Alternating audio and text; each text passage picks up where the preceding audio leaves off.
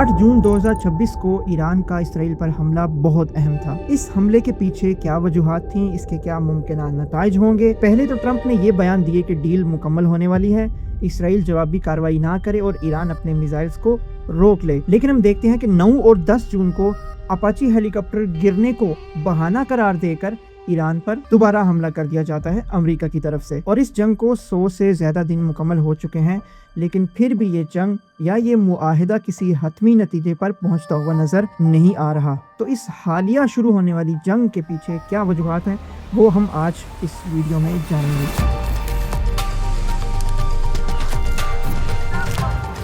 Overnight, the United States and Israel began striking targets inside Iran, crippling Tehran's leadership by taking out Iran's supreme leader. We're going to annihilate their navy.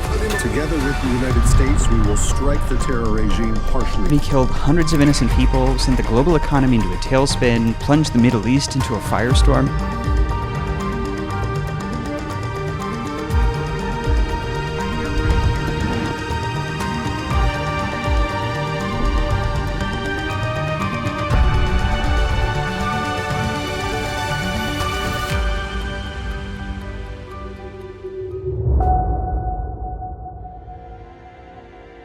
सबसे पहले हम देखते हैं कि Iran ने Israel पर हमला क्यों किया। ईरान और अमेरिका के दरमियान सीज़फायर की बात चल रही थी, तो ईरान ने ये शर्त रखी थी कि तमाम महाजों पर जंगबंदी की जाएगी और अगर ये शर्त पूरी नहीं की गई तो हम सीज़फायर कबूल करने के लिए तैयार नहीं हैं। तो सीज़फायर होने के बावजूद भी इसराइल ने पहले की तरह, जिस तरह से वो गज़ा के अंदर बर्बरियत कर रहा है, इसी तरह से वो इस जंग से पहले भी लबनान और यानी मुकावमती ग्रोह और इसराइल के दरमियान सीज़फायर हो चुका था, लेकिन इसके बावजूद भी इसराइल ने सीज़फायर की खिलाफ वर्जियाँ की। ईरान अमेरिका जंग में जब सीज़फायर का मोड़ आया तो उस वक्त ईरान ने ये शर्त रखी कि तमाम महाजों पर भी ये जंग बंद होनी चाहिए, शर्त के तौर पर रखा, लेकिन इसराइल ने उसको कबूल नहीं किया और सीज़फायर की खिलाफ वर्जियाँ वो करता चला आया। पाकिस्तान जो अमेरिका और ईरान के दरमियान डील करवा रहा था, पाकिस्तान के प्राइम मिनिस्टर शहबाज शरीफ साहब ने ये ट्वीट भी किया कि इस सीज़फायर में लबनान शामिल है, लबनान का नाम मेंशन किया, लेकिन इसके बावजूद अमेरिका और इसराइल अपनी पुरानी रविश के मुताबिक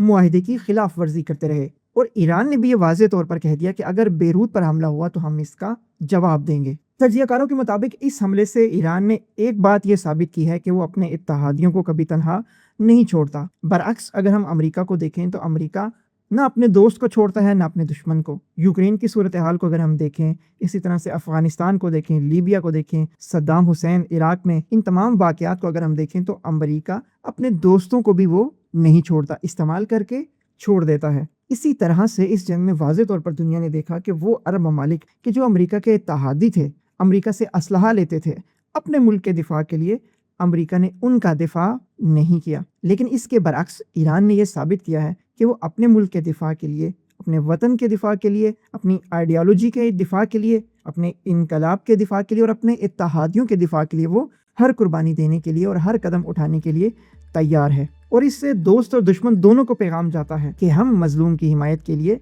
सब कुछ करने के लिए तैयार हैं। माहिरीन का ये भी कहना है कि ईरान ने ये डेटरेंस कायम करने के लिए हमला किया है और ये पहली दफ़ा हुआ है कि ईरान ने पहले, जिसको हम प्रीएम्प्टिव स्ट्राइक कहते हैं, कि ईरान पर हमला होने वाला था अमेरिका और इसराइल की तरफ से, जैसे कि आज की तारीख में 10 जून 2026 के मुताबिक ईरान पर इसराइल ने भी जवाबी हमला किया है और अमेरिका ने भी हमला कर दिया है। तो माहिरीन की राय ये है कि ईरान ने प्रीएम्प्टिव स्ट्राइक किया है, यानी कि वही स्ट्रेटेजी जो रशिया ने अपनाई, वही स्ट्रेटेजी जो अमेरिका और इसराइल अपनाता है कि अगर आप दुश्मन को तबाह करना चाहते हो और ज़्यादा नुकसान नहीं चाहते तो इससे पहले कि दुश्मन आप पर हमला करे, आप पहले हमला कर दो। लेकिन यहाँ पर फ़र्क ये है कि अमेरिका और इसराइल अगर दुश्मन ने हमला ना भी करना हो तो अपने हमले को जायज़ करार देने के लिए उसको प्रीएम्प्टिव स्ट्राइक करार दे देते हैं। लेकिन ईरान ने इस दफ़ा भांप लिया कि हमला तो इन्होंने करना ही करना है, तो क्यों ना हम पहले बढ़कर इन पर हमला कर दें ताकि हमारा नुकसान कम हो। इस जंग में दूसरा अहम पॉइंट ये है कि इस जंग में अब बाकायदा तौर पर इसराइल ने जवाबी कार्रवाई के तौर पर ईरान के पेट्रोकेमिकल्स पर अटैक्स किए हैं और फिर इसके जवाब में ईरान ने इसराइल के पेट्रोकेमिकल इंडस्ट्रीज़ पर अटैक्स किए हैं। इन अटैक्स की वजह से माहिरीन का ये कहना है कि आलमी मईशत में बहरान पैदा होने का ख़तरा बहुत ज़्यादा बढ़ गया है, जबकि पहले हम देख चुके हैं कि आपने हुर्मुज़ बंद होने की वजह से योमिया 11 मिलियन बैरल्स की कमी वाक़ हो चुकी है रोज़ाना की बुनियाद पर। امریکہ کے ایران پر تازہ حملے کے پیچھے الیکشنز کی گیم بھی چل رہی ہے، کیونکہ نومبرس میں الیکشنز ہیں اور ٹرمپ نے جس بیس پر ووٹس لیے تھے وہ میگا موومنٹ تھی، یعنی میک امریکہ گریٹ اگین. اور ٹرمپ کا یہ کہنا تھا کہ جتنی بھی جنگیں چھیڑی گئی ہیں ٹرمپ ان تمام جنگوں کو بند کروائے گا. لیکن ہم دیکھتے ہیں کہ پہلے ہی سال میں امریکہ نے 10 ممالک پر بمباری کی. تو ٹرمپ کسی نہ کسی طرح سے معاہدہ کروانا چاہتا ہے، لیکن معاہدہ اپنے حق میں کروانا چاہتا ہے، اور ایران اس چیز کو قبول نہیں کر رہا. ایک طرف سے امریکہ کو اندر سے پریشر ہے عوام کی طرف سے، دوسری طرف سے ایران نے اس کو اس طرح سے اسٹریٹجیکلی شکست دی ہے کہ امریکہ درمیان میں پھنس چکا ہے کہ وہ میگا موومنٹ کو بھی بچانا چاہتا ہے ٹرمپ انتظامیہ، اور دوسرا ایران سے جو شکست کا سامنا اس کو کرنا پڑا ہے کسی نہ کسی طرح سے وہ ایسا معاہدہ کرنا چاہتا ہے کہ وہ اپنے مفادات کو بھی بچا لے اور اپنا فیس بھی سیو کر لے. لیکن ایران ایسا ہونے نہیں دے رہا، اور خاص طور پر ایران کے اس حملے میں یہ ثابت ہو گیا ہے کہ ایران کبھی بھی ان کے سامنے تسلیم نہیں ہوگا. اور اس حملے سے جو ایران نے ڈیٹرنس قائم کیا ہے اور مذاکرات میں جو بالائی ہاتھ ایران کا ہے، اس سے کبھی بھی امریکہ نہ اپنی میگا موومنٹ کو بچا سکتا ہے اور نہ ہی ایران سے مذاکرات میں برتری رکھ سکتا ہے. ٹرمپ کی بھی کوشش یہ ہے کہ کسی نہ کسی طرح سے ڈیل ہو جائے، اور وہ اتنا فرسٹریٹڈ ہو گیا ہے کہ ایران کو ٹیبل کے مذاکرات پر دوبارہ لانے کے لیے وہ حملے کر رہا ہے کہ یہ حملوں کے ڈر سے مذاکرات کر لیں اور جو میں ڈیل کروانا چاہتا ہوں اس ڈیل کو یہ قبول کر لیں. کیونکہ نومبر میں الیکشنز ہیں، صدارتی انتخابات ہیں، اور اس نے اپنے لوگوں کو خوش بھی کرنا ہے کہ دیکھیں میں نے ایران کے ساتھ نیوکلیئر ڈیل کر لی ہے، ایران کو میں نے شکست دے دی ہے، اس لیے ابھی مجھے دوبارہ سے ووٹ دیے جائیں. اور ہم جو سوشل میڈیا پر یہ دیکھ رہے ہیں کہ ٹرمپ نے نتنیاہو کو کہا ہے کہ تم جوابی حملہ نہ کرو، تم نے اگر ایران کے ساتھ جنگ لڑنی ہے تو تم اکیلے لڑو، یہ سارا کا سارا ایک ڈرامہ رچایا جاتا ہے. اندر سے پوری کوارڈینیشن ہوتی ہے کہ پہلے اٹیک کس نے کرنا ہے، میڈیا پر کیا بات ہونی ہے، یہ ساری چیزیں پری پلانڈ ہوتی ہیں. لہٰذا اب عام بندے کو بھی پتہ چلتا ہے کہ یہ کیا کھچڑی پک رہی ہے. الیکشنز کی وجہ سے ٹرمپ کی پوری کوشش ہے کہ وہ 3 نومبر سے پہلے ایران کے ساتھ ڈیل کر لے، یعنی کہ ڈیل کرنے پر مجبور ہے. جنگ کرے تو بھی پھنستا ہے، ڈیل کرے تو بھی پھنستا ہے. ڈیل کر لیتا ہے، ایران کی شرائط مان لیتا ہے، تو بھی دنیا کے سامنے اس کو شکست تسلیم کرنا پڑے گی. اور اگر جنگ کرتا ہے تو خود اور اس کے اتحادی خطرے میں پڑ جائیں گے. اس لیے ٹرمپ بیچ کا راستہ کوئی اپنانا چاہتا ہے، ایران پر حملے کر کے، ایران کو دھمکیاں دے کر، اس کو ٹیبل کے مذاکرات پر لا کر اپنی شرائط منوائی جائیں، جو کہ ممکن ہوتا ہوا نظر نہیں آ رہا. ایران میں انقلابی دھڑے کا یہ پہلے سے ہی کہنا تھا کہ ہم اپنی جنگ، اپنے ملک کے دفاع کے لیے جنگ دوسرے ممالک میں لڑیں، جیسے انہوں نے اپنے ملک کے دفاع کے لیے عراق میں جا کر جنگ لڑی، سیریا میں جا کر جنگ لڑی. اسی طرح سے ان کا یہ کہنا تھا کہ اگر ہم امریکہ اور اسرائیل کو لبنان کے اندر، سیریا کے اندر، عراق کے اندر ہی روک لیتے ہیں تو یہ ایران تک نہیں پہنچیں گے. لیکن جو اصلاح پسند طبقہ تھا وہاں پر، وہ اس چیز کی مخالفت کرتے تھے، اور پھر اس غلطی کا نتیجہ ایران کو آج بھگتنا پڑ رہا ہے ان اصلاح پسند طبقے کی وجہ سے. اب ماہرین کا یہ کہنا ہے کہ جب لبنان پر حملے شروع کیے گئے، ایران اگر اسی وقت کارروائی کرتا، کوئی بڑی کارروائی کرتا، تو یہاں تک نوبت نہ پہنچتی. ماہرین کا مزید یہ کہنا ہے کہ ابھی ایران کی یہ اسٹریٹجی واضح طور پر نظر آ رہی ہے کہ وہ دشمن کو اپنی سرحدوں سے باہر دھکیل کر دوسرے ممالک میں یہ جنگ لڑنا چاہتا ہے، کہ جس کا واضح ثبوت یہ ہے کہ ایران نے لبنان کی خاطر اسرائیل پر حملے کر دیے. اسی طرح سے اس میں ایک اور ٹرننگ پوائنٹ یہ آیا کہ IRGC نے اپنا میریٹائم بارڈر جو ہے وہ براڈ کر دیا ہے، پھیلا دیا ہے، کہ اس میں باب المندب کو بھی شامل کر دیا ہے. اور یمن نے یہ واضح طور پر اعلان کیا ہے کہ اسرائیل کے جہاز یہاں سے نہیں گزر سکتے. وہ ایران نے اسرائیل پر جو حملہ کیا تھا اس میں یمن نے بھی فلسطین 2 میزائلز جو ہیں وہ اسرائیل پر داغے ہیں. اور یہ جو سارا کوارڈینیٹڈ اٹیک تھا، اس میں یمن بھی شامل تھا، اس میں لبنانی مقاومتی گروہ بھی شامل تھا، اور خود ایران اس کی سرپرستی کر رہا تھا. حالانکہ ایران اگر یہ حملہ نہ بھی کرتا، پھر بھی میدان جنگ کے اندر لبنانی مقاومتی گروہ اسرائیل کو ناکو چنے چبوا رہا ہے. FPV ڈرونز کی ویڈیوز جو سوشل میڈیا پر سرکولیٹ کر رہی ہیں کہ کس طرح سے ایک $4000 کا ڈرون $5 ملین کے ٹینک کو آسانی کے ساتھ تباہ کر دیتا ہے. اور اس حد تک اسرائیل کو پریشان کیا کہ اقوام متحدہ میں اسرائیلی سفیر ایک ڈرون لے کر وہ رو رہا ہے کہ کس طرح سے ہمیں اس چھوٹے سے ڈرون کے ذریعے سے تباہ و برباد کیا جا رہا ہے. This is an example of a drone used by Hezbollah.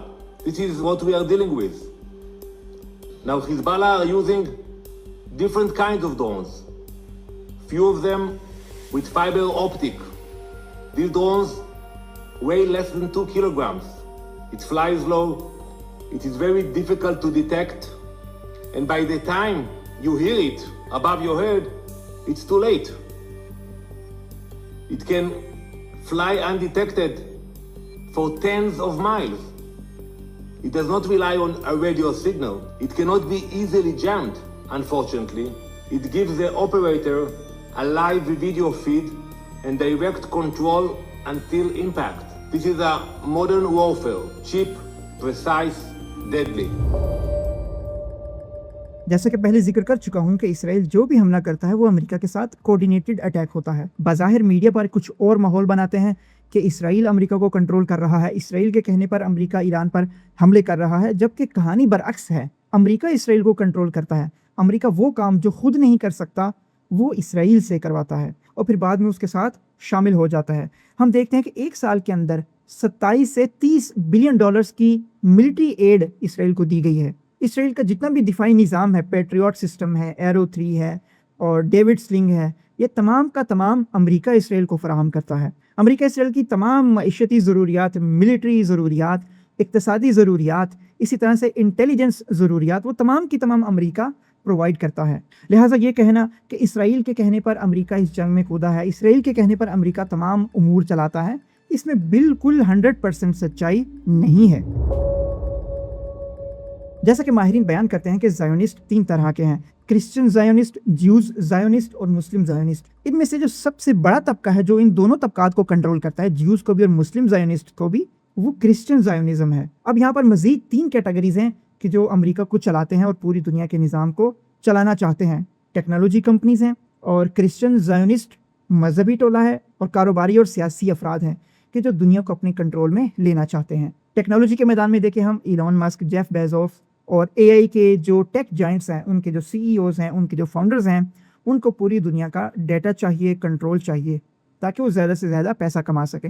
मजहबी जो तबका है, जो ज़ायोनिस्ट मजहबी तबका है, क्रिश्चियन और यहूदी ज़ायोनिस्ट तबका है, उनका ये कहना है कि हमारे साथ खुदा ने वादा किया है कि ये सरज़मीन खुदा हमें वापस लौटाएगा और एक आखिरी मार्का होगा जिसको आर्मेगेडोन कहते हैं। उनके अपने नज़रियात है, उसके मुताबिक ये जंग लड़ रहे हैं। और तीसरा तबका वो है जो पूरा का पूरा मिलिट्री इक्विपमेंट बनाते हैं, मिलिट्री कम्प्लेक्स है कि जो असलहा बना कर देते हैं और असलहा तभी लोग ख़रीदेंगे, ममालिक तभी ख़रीदेंगे जब कोई ना कोई जंग होगी। तो ये 3 तरह के तबकात हैं, मजहबी तबका भी है, असलहा फरोश भी हैं और टेक जाइंट्स भी हैं कि जो पूरी की पूरी दुनिया को अपने कंट्रोल में लेना चाहते हैं। और जहाँ पर भी कोई जंग होती है तो इन 3 तबकात के कोई ना कोई मफादात जुड़े होते हैं। अब आने वाला वक्त बताएगा कि ये जंग मज़ीद तूल पकड़ती है या फिर अमेरिका सीज़फायर करने पर मजबूर होगा।